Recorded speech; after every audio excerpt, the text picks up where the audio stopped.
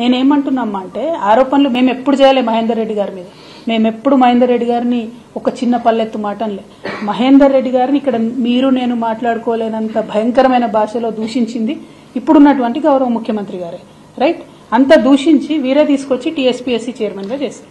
ఇప్పుడు ఇంకొక లాయర్ ఎవరో వచ్చి అవినీతి జరిగింది అంటారు. మరి ఈ వైరుధ్యాన్ని ఎట్లా చూడాలి? ప్రజలకైతే ఒక క్లారిటీ రావాలి కదా.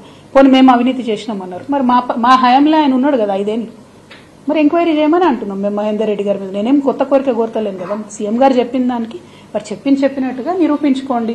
మహేందర్ రెడ్డి గారు స్వాతి ముత్యం కడిన ముత్యం అని మీరే నిరూపించండి, ఎంక్వైరీ చేసి జ్యుడిషియల్ ఎంక్వైరీ చేయండి. కానీ ఈ క్రమంలో తెలంగాణ నిరుద్యోగులకు నష్టం జరగకుండా జాబ్ క్యాలెండర్ ప్రకటించండి. మీరు మొన్న ఇచ్చినటువంటి జాబ్ క్యాలెండర్లో ఫిబ్రవరి 1వ తేదీ నాడు గ్రూప్ 1 ఇస్తామన్నారు, వచ్చిందని ఫిబ్రవరి 8వ తారీఖు వచ్చింది. ఏమన్నా అంటేనేమో ఎక్కడా మేము ఇప్పుడే వచ్చినాం, నిన్ననే వచ్చినాం, ఇంకా మూటాముల్లే సర్దుకోలేదు అంటున్నారు. ఓకే, నో ప్రాబ్లం, దీనిలో ₹1 ఖర్చు లేదు కదా. ప్రాసెస్ ఇనిషియేట్ చేయాలి కదా. టైమ్లీ ఇనిషియేషన్ ప్రాసెస్ కోసమే అడుగుతున్నాం, బడ్జెట్ కోసం అడుగుతలేము. అది ప్రజలు గమనించాలని కోరుతున్నాం.